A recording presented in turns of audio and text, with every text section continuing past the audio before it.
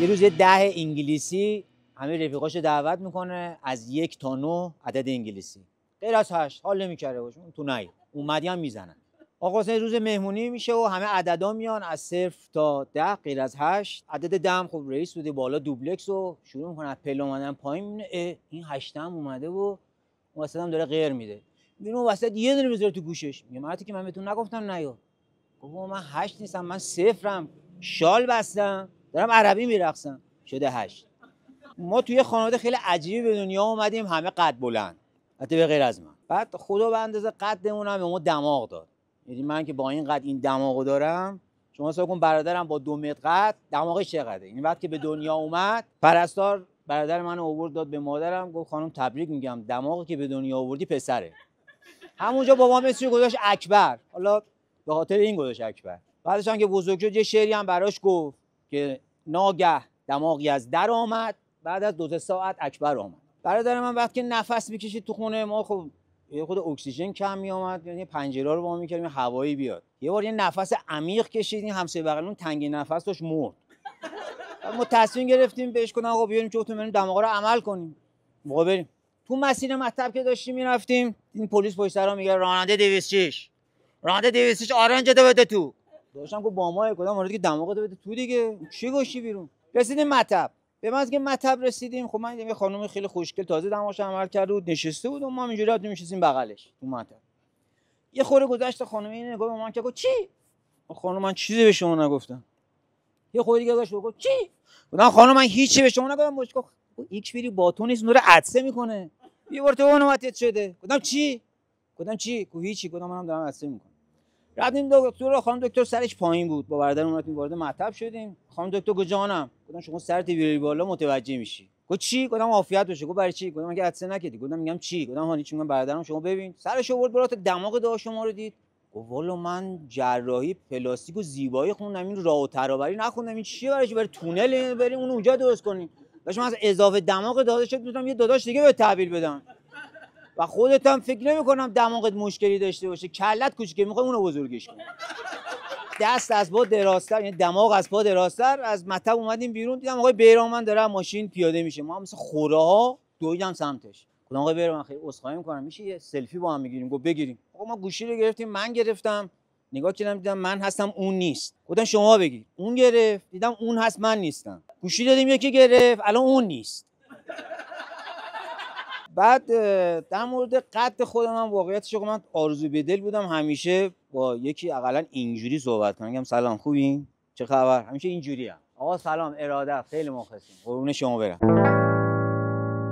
ترس خیلی چیز بدیه، خیلی چیز مزخرفیه. این ترسیدن ریشه در کودکی داره. برای همه هم همینه. انقدر که تو بچگی ما رو میترسونن تا یه چیزی میشه میگن ببین کار بد نکنی و آقا گرگه میخورتت، یا مثلا آقا خره میزنتت، آقا دزده میبرتت. همه آقاها تو بچگی ما رو میترسونن. یه بار نشده بیان میگن آقا مثلا خانم فلانی فلانت میکنه، در حالی که منی که الان 25 سالمه اصلی ترین ترسم از یه خانومه، از خانوممه. مثل سگ میترسم.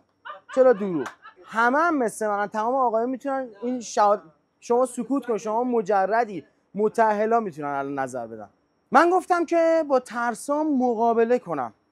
سعی کردم مثلا همون بچگی با ترسام مقابله کنم. این تقابل با ترس باعث میشه که شما مثلا بزرگ شی، قوی شی، شجاع شی. یه پیرمرده بودش تو بچگی، من خیلی از این میترسیدم تو محل. این من هر موقع میرفتم تو کوچه این لپ منو میکشید، یه نگاه خاصی هم به من میکرد، هی من اینجوری لبخند میزد بهم، لپمو میکشید، یه دستی بهم میزد به صورتم، یه دستی میزد. خیلی پیرمرد خاصی بودش، من از این خیلی میترسیدم. گفتم ببین محسن، باید با این پیرمرد تقابل کنی، این ترس اصلی تو اینه. یه روز از خونه اومدم بیرون، دیدم سر کوچه وایساده، با سرعت رفتم سمتش، یه جوری نگاهش کردم، لپشو کشیدم. یه ماچش کردم. نگاهم کرد، گفتش ببین خودت میخواری، بیا بریم خونه. منو برش برد خونه‌شون. من 3 روز اونجا رو ترسام کار کردم و ترسم ازش ریخت به صورت کامل. دیگه اون خدا رو شکر اون قضیه رو تونستم ببندم. در ادامه ترسام که خواستم باش مقابله کنم، گفتم که اصلی ترین ترس برای من ازدواج. گفتم زن بگیرم. زن گرفتم، ترسام 2 برابر شد. خیلی سخت شد برام زندگی، چون که واقعا از علاوه بر ترسی که خودم داشتم، حالا از زنم هم میترسیدم. خیلی واقعا شرایط برام پیچیده شده بود. خانمم یه روز اومد گفت محسن از چیا میترسی؟ بیا با هم دیگه رفع و رجوعش کنیم. گفتم من از 3 تا چیز میترسم، خیلی ترسو نیستم، فوبیا به حساب میاد. گفتش چیاست؟ گفتم که سوسک، تاریکی، ارتفاع. گفت ببین دونه دونه برات باید حلش کنم. من از سوسک میترسی؟ گفتم آره مثل سگ. بعد گفتش که از سگ چی؟ گفتم اونم مثل سگ، از سگم میترسم. گفت الان از سوسک میترسی یا سگ؟ گفتم از سوسک میترسم. گفت بذار اینو قضیه رو برات حل میکنم. یه روز خونمون یه سوسکی اومده بود گوشه در بود. یهو خانم اومد گفتش که محسن بیا این دمپایی برو سوسک رو بکش. گفتم که من بکشم؟ گفتش که آره. گفتم خب باشه حالا میکشیم دیگه، سوسک دیگه، انقدر من انقدرم. رفتم با دمپایی بزنم دیدم گوشه دیواره، هر چی میزدم سوسکه وسط این لای دیوار گیر کرد. اینجوری بود. هی من نگاه می‌کردم گفتش که گو خوری نمیتونی منو بزنی. هی من میزدم اون اینجوری مثلا یه جا خالی اینجوری میکردش. آخر دیدم آقا این خانم هم بالا سر داره منو اذیت میکنه. با دمپایی آروم میزدم پشتش که فرار کنه. اینجوری هی هولش میدادم که در بره دستم. با یه بدبختی اون سوسکه رو من از خونه فراری دادم چون نمیتونستم بکشمش. خانمم گفت خب اونو که خراب کردی، ترس بعدی چیه؟ گفتم ترس از تاریکی. گفتش این که کاری نداره، ما ترس از تاریکی رو راحت برات حل میکنم. یهو همه جا رو تاریک کرد. حالا شما فکر کن ترس از تاریکی داری، ترس از خانومت هم داری، تاریک خانومت هم کنارته. اون موقع است که خانومت میشه قوت قلب. گفتش که محسن سومین ترس چیه؟ گفتم که ترس از ارتفاع. گفت پس باید بریم ما شهربازی. منو برداشت برد شهربازی، دستگاه مختلف سوارم کنه. اول منو بردش از این سرسرا که اینجوری هستش میره تا پایین، سرسره آبی چیه اونا. اومدم بشینم، یاد حرف داداشم افتاد. گفتش ببین از هر چی میترسی بهش نگاه نکن. دیدم آقا من از این ارتفاع دارم میترسم، پشتمو بکردم بهش، به صورت برعکس اومدم پایین. از اون کمتر ترسیدم. بعد منو بردش سورتمه، رفتم سورتمه برعکس نشستم، واقعا نترسیدم. ولی کجا اذیت شدم؟ من قو سوار شدم. قو رو که برعکس نشستم سرم تو آب بودش، این آب میخوردم، خیلی اذیت میشدم حقیقت. من پدرم اینا مکه بودن، رفته بودن حج. بعد عمو اومدش یه روز زنگ خونه رو زد، گفت محسن بدو بیا پایین. رفتم پایین دیدم که آقا روی وانت یه گوسفند گذاشتش رفت. گفتم عمو کجا میری؟ گفت گوسفند بغل کن ببر تو ببندش. گفتم خدای من از گوسفند میترسم چیکار کنم؟ رفتم در این پشت وانت وا کردم، رفتم بالا جلو گوسفنده وایسادم. یه نگاهش کردم اونم اینجوری نگاه کرد اومد عقب. من اینجوری نگاه کردم.